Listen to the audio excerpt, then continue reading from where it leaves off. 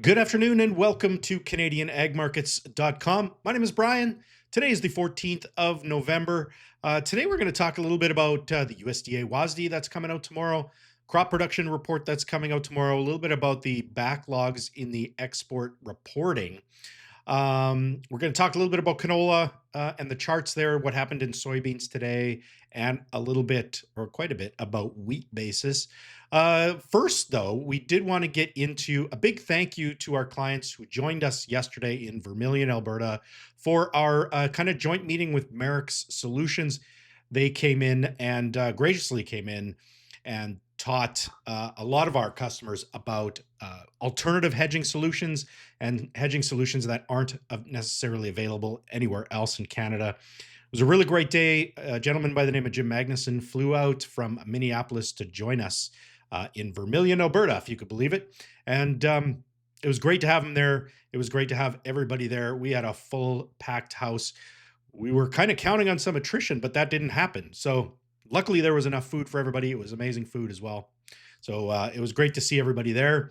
You know, again, just kind of what Merrick's was talking about in the meeting was how to analyze, create some strategies, select the right tools for those strategies, and then how to execute on it in a very beneficial way and some different ways in order to settle those risk management strategies as well. So again, big thank you to Merrick's. We had a great day. We had a great meeting with them, and it was good to spend time with Jim as well. All right, let's get into what happened in markets today. Canola saw some gains today, $3.50 a ton up today to finish at 650.90. Minneapolis wheat unchanged at 570. Kansas wheat up 1.25 at 543. Chicago wheat down 1/4 cent at 552.25. Beans were up 13.25 today, kind of the big winner today, up at 1147 today. Corn saw 6.25 in gains, 441.50. Those two are gains are ahead of tomorrow's USDA report, which is kind of interesting. Soybean oil took a little bit of a loss today, 37 points, closing at 50.56. The Canadian dollar lost 13 points today at 71.27. We're going to talk a little bit about the Canadian dollar as well. Cattle continue their declines. They didn't make any new lows today, though. We did see 628 declines in the live, 219, and feeder cattle down 9.25 again at 309.35. All right, let's get into the soybean chart here. We did see soybeans best their previous high at the end of October there. So we are now in the daily kind of new high category. As you can see, there's a bunch of different resistance levels that this has pierced now. We're definitely on what I would call an uptrend here in soybeans. I'm going to pull this back like I have often done. Here's the high that we just beat, or soybeans just beat recently. And here is the next level of resistance. And I don't know if this is a good level. I think this is a weak level of resistance, meaning I think it could be pierced pretty easily. But it did trade up to that level today and kind of stopped there. But as you can see, if there's a pierce above that, there's a lot of room up here into this previous highs in May. I'm not saying it'll get all the way up there, but there's a lot of air time up there if it should push up there for technical traders to, kind of jump on the buy bandwagon. If we expand this out even further, here is the weekly continuation chart. Again, you can see that this little rally here in August or July wasn't significant when you look at the weekly continuation charts. It did bump up against that, though. Here's that kind of resistance level that we're talking about, which coincides with the 20-week moving average as well. So, that's up there, above $12. 12.35 is where that 20-week is at this point in time. I think those levels might be significant anywhere in that $12 area. We're 50 cents or so away from that now. Something interesting about, this is not generally just about soybeans, but I think the market is hoping to see what happened in the soybean sales. USDA is expected to release the backlog of unreported large daily sales from the time of the shutdown at noon Eastern. So that's the same time as the WASDE report is being released. WASDE and crop production released tomorrow. The weekly reports are expected to be released. So this is the large daily sales. So when they would normally report sales, I think it's above 100,000 tons. Those are that is what they are going to release tomorrow at noon Eastern.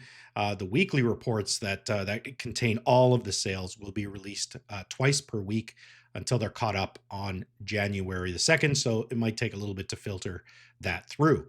So kind of looking forward here to what some of the expectations are for the USDA report tomorrow. Bean production is expected to fall by 257 million bushels to 16.6.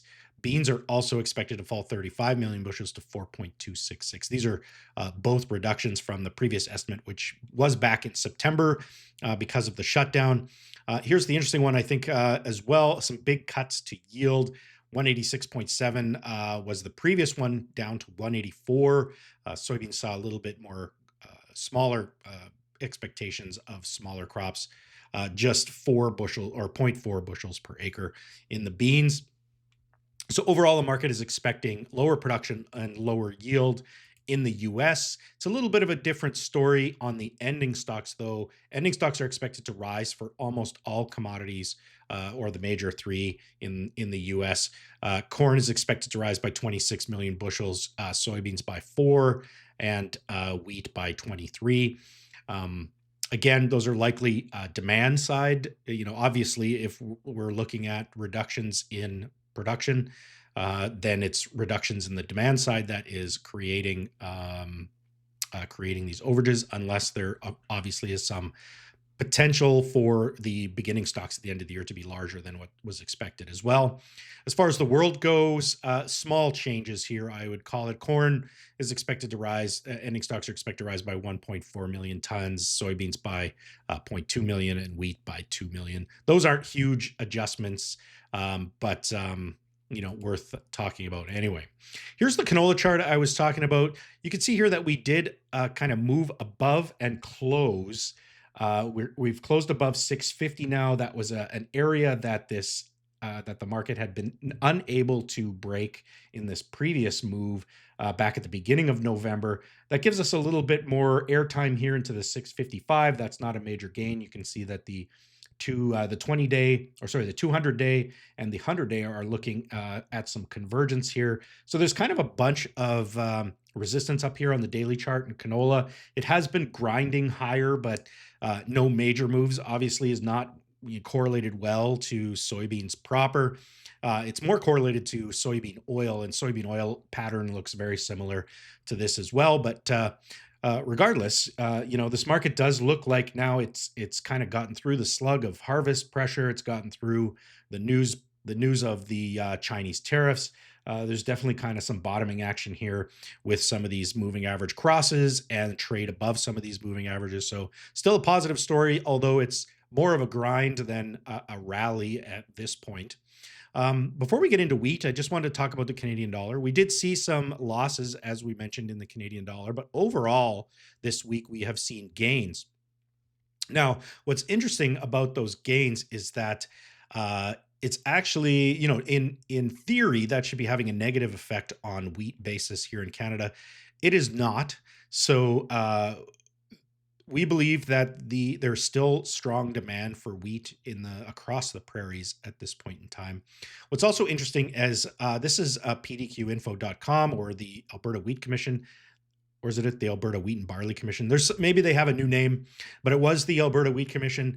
These bids are actually getting pretty accurate to what we are seeing out there as well. We did see some, this is northern Alberta, so the Yellowhead Corridor of Alberta. We did see some 775s trigger on the nearby. There's better bids as you go out into the calendar to capture some of the futures carry as well. That's not necessarily reflected here in this cash calendar view here, but here's just kind of a graphical display of what's happening with basis here. This area right here is the end of September. So this rise in basis has been happening just in the last couple of 6 weeks, let's call it. So some big gains in the basis. This is northern Alberta, but just to kind of show you how this is also happening in the rest of the prairies as well. Here's southern Alberta, probably as far as the cash basis goes, some of the best that we see out there.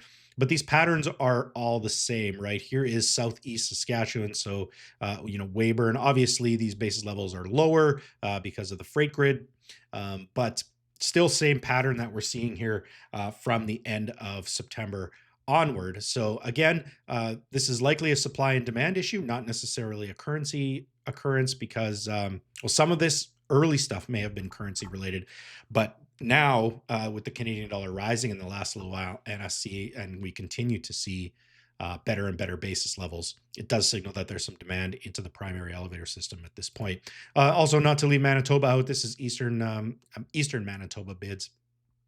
And just to kind of remind, again, we most of our clients are centered around that central Alberta area. So we did put out guidance back on October 28th to look at 775 to 790 wheat targets. And as we mentioned, the lower end of that range is getting triggered at some elevators and companies today. So good news story overall.